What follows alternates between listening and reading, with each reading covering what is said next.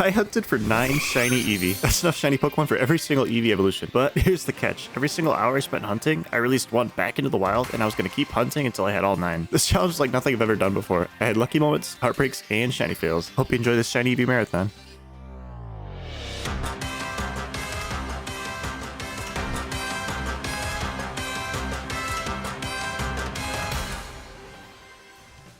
I wanted to go over the game plan and rules just to clarify the challenge a bit. The name of the game is Speed, and in simple terms, I'll need to catch shiny Eevee faster than I release them. The magic number is 9 shiny Eevees, 1 for each Eevee evolution and 1 for the base form. Once I have 9, I'll be done. First, I hunted using mass outbreaks, which is the most efficient shiny hunting method in the game. At the time I did this, there was an event, so they were appearing all over the map. I maxed out my shiny odds by using the shiny charm, knocking out 60 Pokemon, and using sparkly power 3 sandwiches. That got my odds to 1 in 512, which gave me the best chance to finish this challenge. Second, for keeping track of time, I used the in-game timer for sparkly power sandwiches. Those sandwiches last 30 minutes, which meant that at the end of every 2 sandwiches, I released 1 shiny Eevee. Because I followed that sandwich timing rule, I added this rule as well. If I found a shiny outside of the sandwich timer, it didn't count. I had to ignore it and keep hunting, which I thought was a fair rule. Lastly, just to spice things up and to give me a change of scenery, I moved to a new location every hour. That's everything you need to know, so it's about time to jump in and tell you how it went.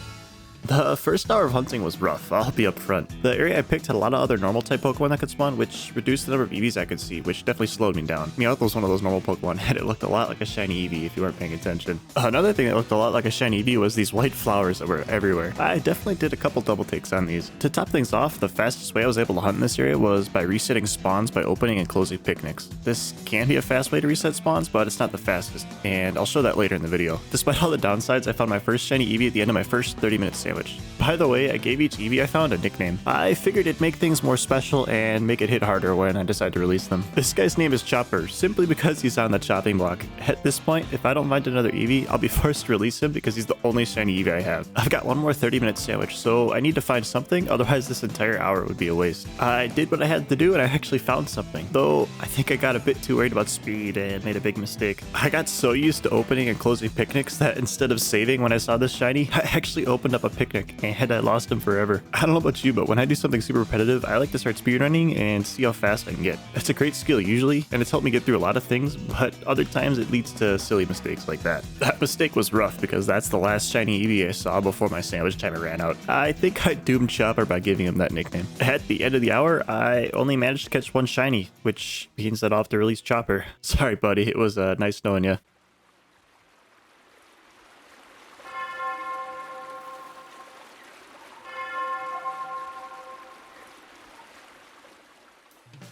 I'll be honest with you, I'm not the best Pokemon player. There's a lot to this game I still haven't learned yet, and I always make silly mistakes, but one thing I always try to do is not make them twice. This time I tried to be a bit picky with where I hunted, and I decided on the desert outside of Cascarafa. This spot has a lot less normal types, which means that more Eevee should spawn, giving me more shiny chances. Shiny Eevee will also be way easier to spot against the desert, and I don't have to worry about silly white flowers this time. The cherry on top for this spot is that you can travel quickly between town and the desert to reset the spawns way faster than you could with a picnic. In this game, whenever you change areas, the Pokemon in the area you just left instantly despawn to make room for the Pokemon in the new areas to spawn. This is something that you can use to speed up shiny hunting. You can encounter Pokemon way faster this way, which is perfect for this challenge. Speaking of fast, I managed to find my first shiny in 5 minutes. Meet Max. I found this guy super fast, so I knew his name had to reflect that. At the time, I couldn't get memes about a certain Formula 1 driver out of my head, so that's how I came up with him. My game plan for this spot worked out really well because I found Trouble right after. This guy's name speaks for itself. When I tried to capture him, I missed 5 hypnosis in a row, spent countless Premier Balls, and I even failed him because of the sandstorm.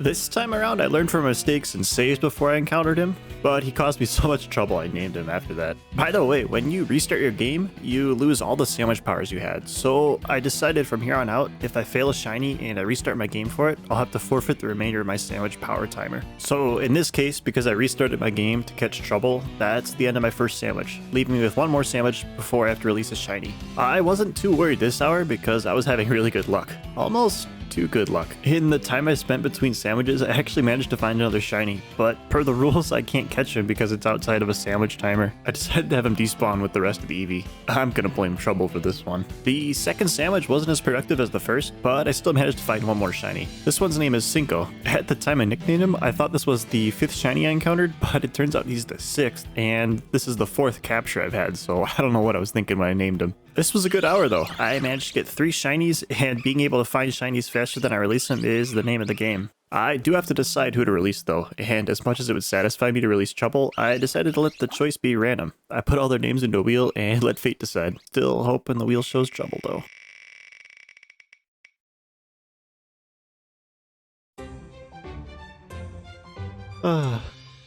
Adios.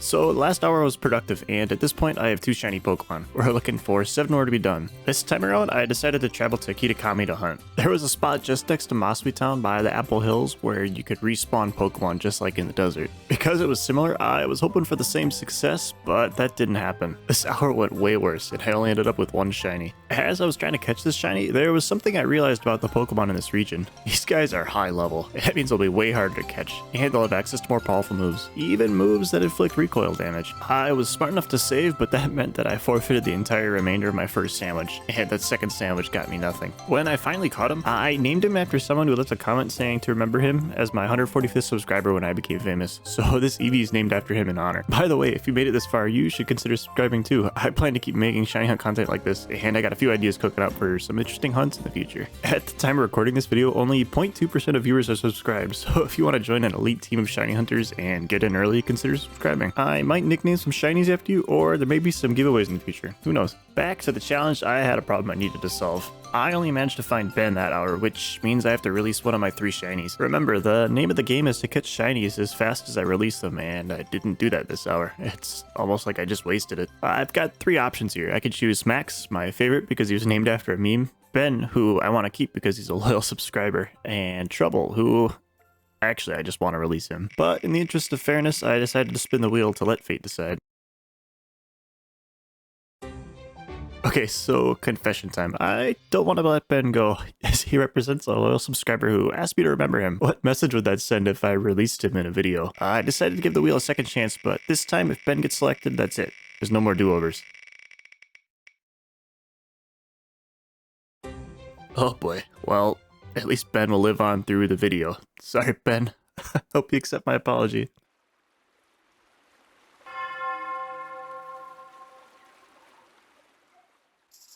It was at this point I realized how difficult this challenge could be, and how long it could get dragged on if I got unlucky. So far I've seen 7 shinies over 3 hours, but I only have 2 shinies to my name. For this hour, I decided to stay in Kitakami, and I decided on a spot between Loyalty Plaza and Apple Hills to hunt. I was able to reset spawns here, but apparently I didn't learn from my mistakes, because there was a lot of normal type Pokemon, just like the first hour. One thing I considered when planning this challenge was that I'd probably find some other shiny Pokemon besides Eevee as I was hunting. Up to this point, I only saw Eevee, but that changed this hour. No!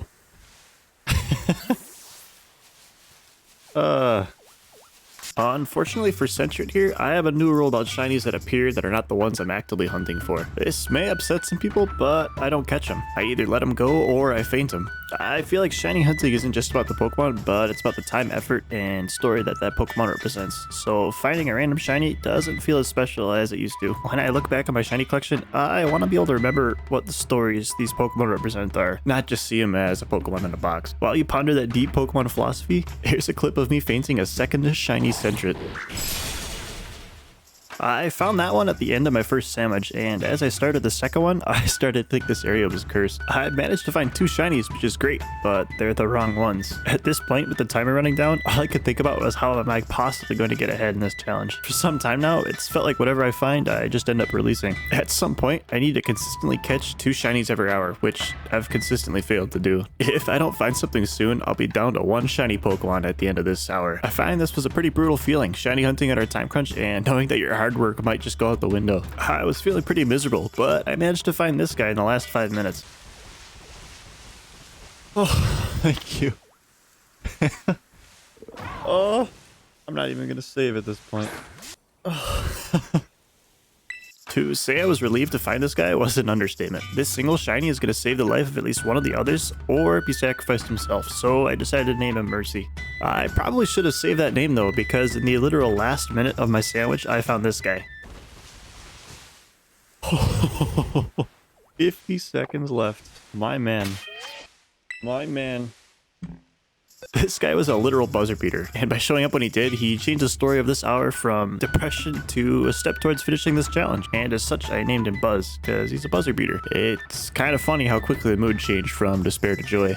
With that though, I still have a decision to make. I've got Buzz, Trouble, Mercy, and Max. I do feel a connection to all these guys, except Trouble. And I knew it was going to be a hard decision to decide which one to release, so I decided to spin the wheel again. Which one doesn't make it?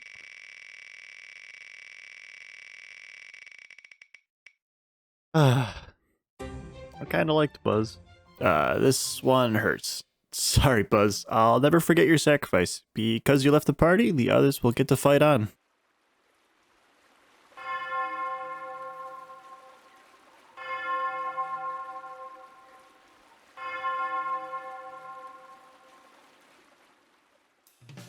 Going into the 5th hour, I had 3 shinies to my name, so I'm looking for 6 more to complete the challenge. I felt really motivated this hour too. After catching Buzz and Mercy at the last minute, I finally felt like I was making progress towards finishing. This hour I went back to the desert, but in a different spot. I decided on hunting north of Cascarafa just by the river. Here I was able to quickly move between areas, making the respawns really fast and the Eevee really easy to see. Even though this spot had everything I needed to succeed, the first sandwich didn't go as well as I'd hoped. I didn't find a single shiny until the last minute of that first sandwich. This guy's name is Sandy, simply because that's the only name I could come up when I was staring at a desert. I think my nicknaming abilities are starting to decline at this point. The second sandwich performed just as well as the first. I only managed to find one more shiny before finishing the hour. This one's name is Buffy. Again, sticking with the desert theme, all I could think of at the time was this Pokemon being buffeted by a sandstorm as I tried to catch it, so that's what I named him. I did have high hopes for this hour, but at the very least, I caught enough shinies to make progress. If I keep this pace up, I'll be able to finish the challenge, but it'll take a few more hours. Now, I do have a decision to make here, though. I currently have Max, Trouble, Mercy, Sandy, and Buffy, and I gotta pick one to let go. At this point, Trouble's dodged so many bullets, it's probably his time to go, but I'll let the wheel decide again.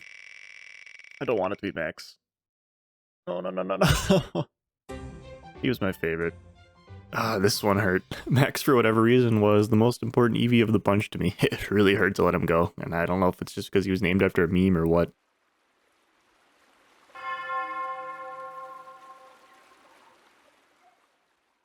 It's a new hour, so I changed spots again. This time I set up camp just outside of Artisan City in Paldea. Now I have 4 shinies and I'm looking for 5 more if I want to finish the challenge. This hour was another emotional roller coaster for me. I went the entire first sandwich without seeing anything. This challenge is a way of making me feel despair whenever I hit a drought. It was a real mood killer when I went an entire sandwich without seeing anything. Usually not finding shinies is part of the process of a shiny hunt, but in this particular challenge, all I could think about was releasing the shinies I've spent 5 hours collecting. When I started that second sandwich, I thought this hour would be another bust, but the odds were in my favor this time around. I managed to find 3 shinies within one sandwich. Meet Champ, Eevee, and King. Unfortunately for these 3, the nickname inspiration wasn't exactly there. Champ has no deeper meaning other than the fact that I think it's a funny nickname for an Eevee. Eevee is named Eevee because I forgot to nickname him when I caught him, so sorry about that. And King got his name just because, for whatever reason, in my mind, the number 3 is associated with crowns, which is associated with royalty, so that's how I came up with King.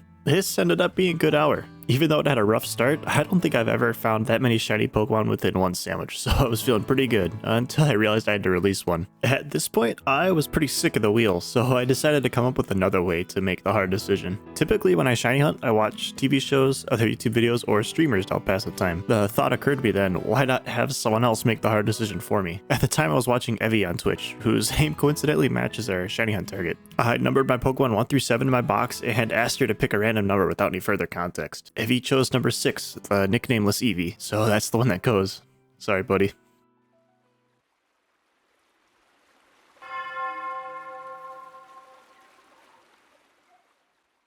Alright, hour 7. Things were starting to get a little spicy. At this point, I have 6 shiny Eevee, and all I need to do is find 3 this hour, and I'll be done. It's totally possible. I mean, I literally just caught 3 shinies with 1 sandwich last hour. Surely this will be the last one, right? I was feeling frisky, and I found 3 outbreaks within running distance of each other. So I knocked out 60 Pokemon each outbreak, and planned to hunt by running between those 3 locations. Unfortunately though, while I was killing those 180 Eevee, I managed to find 1 shiny before I even started a sandwich. Because of the rules I set, I'll have to let him go. He doesn't make the cut. Another fallen warrior. Usually knocking out a shiny like this would discourage me, but instead it made me cockier. I thought my genius idea of hunting using 3 outbreaks would land me enough shinies to finish this challenge. My first sandwich supported that mindset. I had really good luck and I managed to find 2 shinies while running between the outbreaks. Meet Kieran and Carmine. I named them after the 2 new main characters in the Teal Mask DLC. The nickname inspiration was Running Dry, but I thought since I was hunting in the Kitakami region, those names fit. I was feeling really good when I named these guys, because here's the recap. I now have 8 shiny Eevee and I'm looking for 9 total. So if I manage to find 1 more in the next 30-minute sandwich, I'll be able to finish this challenge. At this point, it feels like I can't possibly fail. I've seen so many shinies, and at the rate I'm catching them, I'm almost guaranteed to see one in the next 30-minute sandwich. Here's the funny thing about odds though, they're not guarantees. Just because my previous experience was lucky, doesn't mean my next one will be as lucky. Even though my odds are 1 in 512, I'm not guaranteed to see a shiny every 512 Pokemon. And in theory, I could get so unlucky that I don't see any shinies, no matter how many Pokemon I see. I managed to go the entire 30 minutes without finding a shiny, which was devastating. It's rough to go from feeling you're almost done to knowing that you got more work to do. It's also devastating to know that I have to release another shiny, bringing my total back down to 7. Even though I've come a long way from the start, it's a tough pill to swallow, and I knew it'd be hard to say goodbye to another shiny. I had to make another tough decision, and in this case, I decided to go by the size of the Pokemon. In this game, there's an NPC that you can use to evaluate how big or how small a Pokemon is, so I decided to release the smallest shiny Eevee instead of using a wheel or asking a friend. As I checked each one, it turns out there was a 4-way tie for the smallest size. I did, however, notice that Sandy was the largest of the bunch, so I flipped the script and I decided to release the largest shiny Eevee instead. Sorry, Sandy.